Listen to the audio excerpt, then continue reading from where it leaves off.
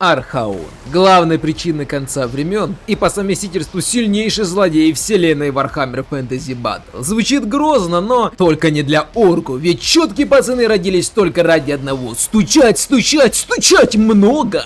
И главное стучало в их списках это Гримгар Зеленокожевич, главный арчула среди всех. Тот, кто пойдет биться с любым врагом, пусть то дракон или даже поступ апокалипсиса, избранник богов. Гриму плевать на судьбу и пророчество, главное круто подраться и, конечно же, победить. К сожалению, по лору Гримгар проиграл Архаону, но мы здесь имеем возможность изменить ход событий и показать Рагастику, кто тут настоящий избранник богов.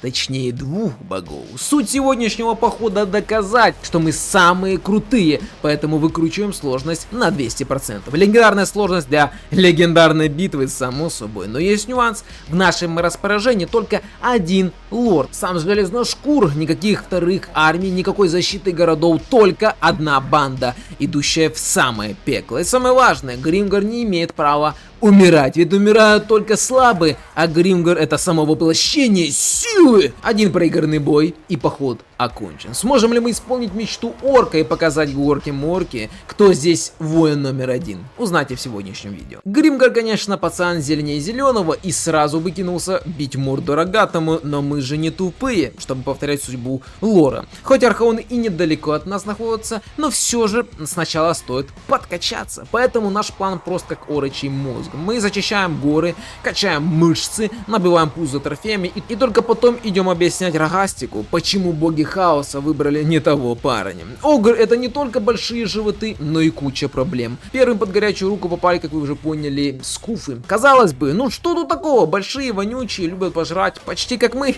только без чувства стиля, хотя бы поспорим. Но на легендарной сложности эти ребята превращаются в настоящую головную боль. У Гримгара на старте армия хоть и элитная, ну по меркам зеленокожих, но огры — это сплошная масса жира и инерции. Первый же бой показал, что легкой прогулки не будет. Каждый чардж этих туш прошибает наши ряды до самого основания. Пацаны летели в разные стороны, как кегли в боулинге. Мы победили, но цена... Ох, горго-морго. Крови было пролито столько, что хоть хватило бы пополнить средних размеров озера. И ладно бы просто полевое сражение, так нет, впереди у нас еще маячила осада города. Ну, как города? Тут поселение только на бумаге. На деле битва проходила в поле, но проще от этого не становилось. Огры сбивали моих пацанов с ног, как и всегда, но все же в поту, крови и слезах гоблинов я все-таки смог взять первый городок. Успех для первого хода, конечно же. Тут стоит сделать паузу и пояснить, на чем держится орычья экономика войны. Это хлам. Да-да, именно так. Пока другие фракции собирают золото, древние артефакты или милость богов, мы собираем мусор. После каждой битвы Гримгар и его банда обчищают карманы убитых, выламывают гвозди из катапульт и собирают обломки щитов. Зачем? Ну, чтобы бафать наших парней. Эта механика просто дай морка. Ну, вы поняли, типа как дай боже, только громче и брутальнее. Так вот, мы берем обычных рубак и за кучу хлама выдаем им тяжелую броню, острые палки или просто пинок под жопу для ускорения. Это превращает обычную толпу в настоящую машину смерти. Без хлама в этих горах делать нечего, так что мы будем пылесосить карту до блеска. Следующая остановка — Карак, враг, столица, стены, башни, ну все по классике. Казалось бы, сиди себе внутри, огр, и не высовывайся, но у нас был козырь в рукаве, вернее в катапульте. Познакомьтесь, швыряла гоблинов. Это вершина гоблинской мысли. Зачем кидать обычные камни, когда можно запускать гоблина с привязанными крыльями? Этот камикадзе летит в стену, корректирует поле своим лицом и врезается точно в цель. Нанотехнологии Уага в детстве. Гоблины, конечно, не очень рады. Но кто их спрашивает? 13 минут пота, криков и летящих гоблинов. Башни огрызались огнем, стены казались неприступными, но Гримгар шел вперед, не оборачиваясь. Итог: город взят, ни один отряд не уничтожен полностью, и это при том, что автобой с пеной у рта доказывал нам, что мы все умрем еще на подступах. Пока мы праздновали победу, эти недобитые огры решили, что они самые умные и начали готовить контрнаступление через горы. Глупцы! Они забыли, что орки чувствуют себя под землей как дома. Используя туннельные переходы, мы буквально вынырнули у их за спиной. Перехват, короткая стычка, и их лагерь стерт в порошок. Последний город региона пал под натиском Железношкура. Первый регион наш. Казалось бы, путь на север открыт, но из-за угла выскочила новая угроза. Бхашила. Новенькая тигрица Катая. Грация, клинки, ну и все такое. Я думал, ну сейчас раскатаем кошку и двинем дальше. Размечтался. Мы же на легенде. Бот выкатил у нас армию таких размеров, будто он их в инкубаторах выращивает.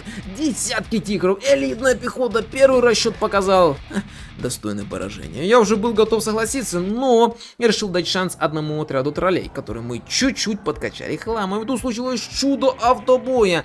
Нажимаю кнопочку «Пировая победа». Я смотрю в отчет и не верю глазам. Один отряд черных орков набил 63 тысячи урона на 10-м, мать его, ходу. Он там что, устроил блендер прямо посреди вражеской армии? Или он в свободное время свои же подрезал для статистики? Он еще и сдох? Вот это легенда! Я бы в жизни выдал такой результат руками, но автобой сегодня явно на стороне Гримгора. Мы потеряли почти всех. Армия пустая, но тигрица повержена. Считай, победа без потерь. Если не считать, что воевать теперь неким. Пока мы зализывали раны, ну, целый один ход, в наши дела попытались влезть еще один огр, решив, что земли Катая теперь будут их. Ну, но Гримгор не делится добычей. Стоим мы, значит, никого не трогаем, и катаются в самоубийственной атаке, нападают на нас, когда рядом стоит тот самый огр. В итоге левый огришка выступил нам отличным союзником, плюс немного потерял своих зубов, что тоже нам на руку. Раз Катай пал, то давайте и наглых огров добьем. И вот тут проснулась главная мощь зеленокожих. Большой вок! Это когда твой авторитет становится настолько оглушительным, что из всех щелей начинают лезть фанатичные пацаны, которые готовы воевать за тебя бесплатно. У нас появилась вторая призрачная армия подкрепления, которая просто ходит хвостом и превращает любой бой в избиение младенцев. Под этим бафом мы добили остатки огров, захватили еще 2 города и полностью пробрали к рукам все горные поселения в округе. Мы стали сильными, мы стали злыми, мы стали готовы. Но на горизонте показались гномы хаоса. Эти картышки в дурацких шапках решили, что Гримгор легкая добыча. Ну что ж, пацаны, затачивайте топоры. Нам предстоит показать этим хашутитам, кто тут настоящий хозяин гор. Казалось бы, после захвата гор нужно сразу нестись на запад гномам. Но Гримгор хоть и злой, но не дурак. Зачем тратить силы на удержание земель Катая, когда под рукой есть Гризу Златозуб? Это жадный мешок с жиром за горсть золота продаст все что угодно, даже мать. Хотя у Огра там вообще странные дела с физиологией. Самок там, по-моему, вообще нету. Так что Гризус, ну, получается, даже паца продал бы за горсть золота. Мы проворачиваем дипломатию по Орочи. Отдаем ему захваченные города, делая из него живой и очень толстый щит. Пусть гномы хаоса сначала попробуют проживать эту гору жира, прежде чем сунуться к нам. Но стоило мне только прицелиться в сторону Архаона, как проблемы постучались в дверь сами. И ладно бы это был бы кто-то достойный, но нет. На горизонте всплыл Тамурхан, повелитель личинок. Смело, ничего не скажешь. Видимо, этот Нурглит решил, что его гнилые фокусы сработают против чистой орочей ярости. А ведь его земли лежат аккуратно на моем пути к Архаону. Что ж, раз он так хочет стать первой закуской, мы не против. Первая стычка прошла прямо у наших стен. Тамурхан притащил какую-то совсем смешную армию. Видимо, на регнары сложности и иногда забывает, что читанные ресурсы не заменяют мозги. Мы прихватили этого паразита и стерли его в порошок на автобое. Просто размазали по ландшафту. Но этот гнилой огр оказался настырным. Вместо того, чтобы покорно сгинуть на битие, он начал метаться по моим землям, пытаясь играть в догонялки. Пришлось устроить жесткий контрнаступ. Мы буквально выпинывали этого Тамарку из своего региона. Плюсом, чтобы не отвлекаться на защиту тылов, я позвал своих любимых пузанов и скормил ему новые земли. Флаг прикрыт и можно спокойно двигаться вперед. А учитывая, что у нас по условиям челленджа всего один лорд, союзники это всегда нам надо. И тут на горизонте мелькнуло нечто огромное. Это что? Холик Солнцеед? Что-то реликт эпохи делает в наших краях. Ну, видимо, вечер перестает быть томным. Но сначала закончим с личинкой. Добиваем остатки нурглитов на автобое. Большего они не заслужили. Земли захвачены, плацдарм готов. И тут случается то самое. Наш надежный союзник Огр втягивает нас в войну с Холиком. Вот ведь неугомонный жердяй. Лучше бы я эти земли себе оставил. Но горевать некогда, потому что он пришел. Архаон Всеизбранный, главный неудачник лора, ну, по версии Гримгара, само собой, лично явился навстречу. Ну что же, Рогастик, давай посмотрим, чему тебя там боги научили. Правда, Архаон оказался, ну, парнем осторожным. Увидев Гримгара, он понял, что сегодня явно не его день, и решил позорно отступить в свою столицу. Но когда меня останавливали стены, я иду за тобой, красавчик. Это главный бой всей моей компании.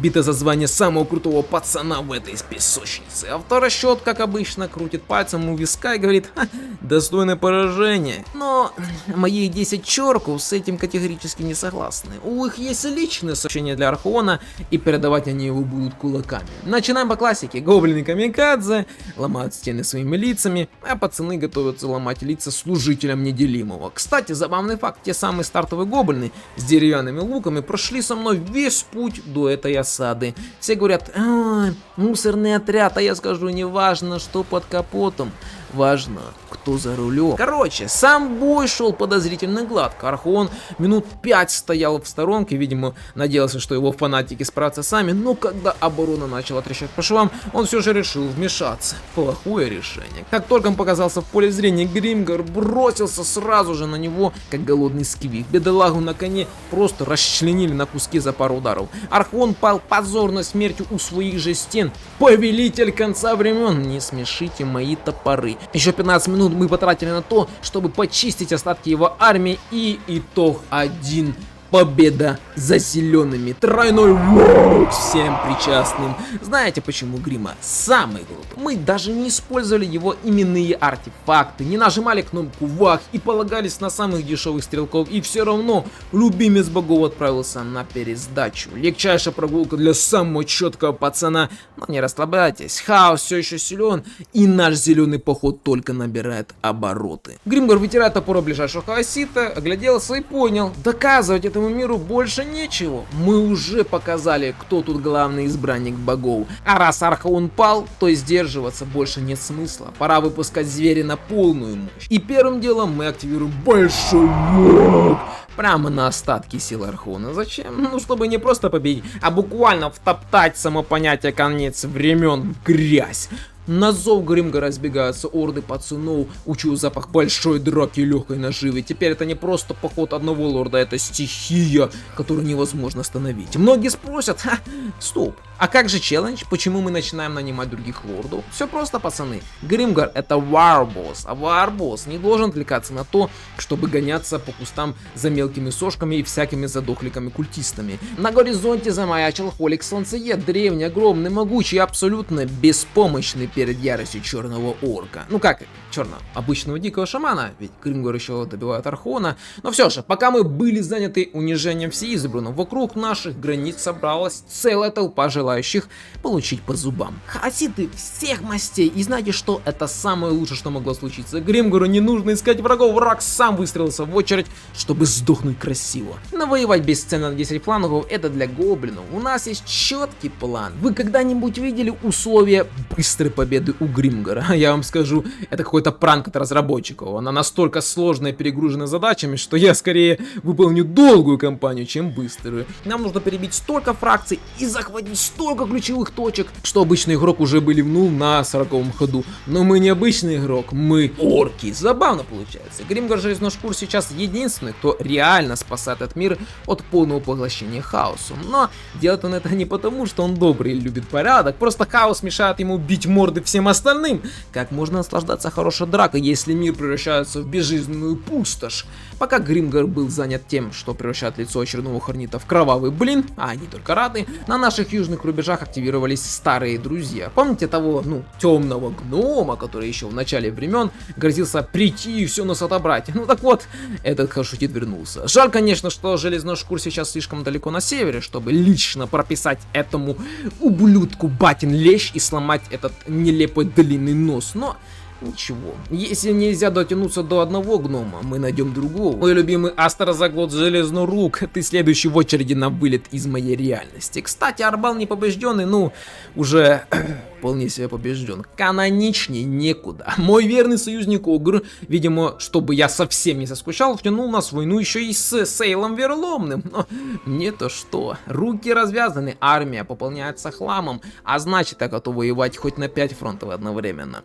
Параллельно моей войне с гномами произошла одна история, достойная лучших мексиканских сериалов. Я никогда их не смотрел, просто так сказал. Помните Огра, которому я по доброте душевной отдал земли Хаоситов, да, для прикрытия тыла? Так вот, именно этот гений решил объявить войну Холику Солнцееду, тому самому Холику, который уже мирно удобрял почву после встречи со мной. Гримгор тупость не прощает, за такие поступки этот Огр должен быть следующим. Разрываю военный союз, в тот же миг и стираю всю фракцию этого Огра с лица земли под ноль.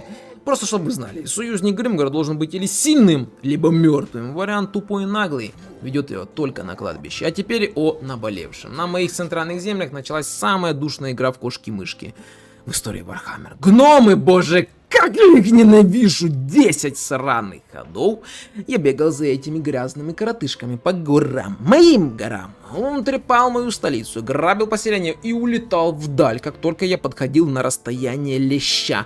В чем прикол? Гномы тоже умеют прыгать через горы, используя свои подземные пути. Ты его вроде зажал в угол, он вжух, и уже на другой стороне хребта показывает тебе неприличные жесты, там что-то бурчит своими вот этими грязными ротиками. Я думал, у меня лопнет терпение, ну или монитор от моего кулака, но спустя 10 ходов удача или горка Сморк улыбнулись нам. Гном совершил ошибку. Гризус в коем-то веке вспомнил, что он мой союзник, решил помочь зажать этого трусливого бородача. Ну и тут не без сюрпризов. Астарзаглот прислал своего минорного лорда, чтобы ударить спину. Мой дикий шаман начал методично вырезать слуг Сейла, и война на 3 фронта в самом разгаре. Астрагот, кстати, сам лично пришел на мои земли и уже вот-вот был в моих руках, но мне не хватало буквально пары сантиметров передвижения, потому что он, как всегда, убегал от меня.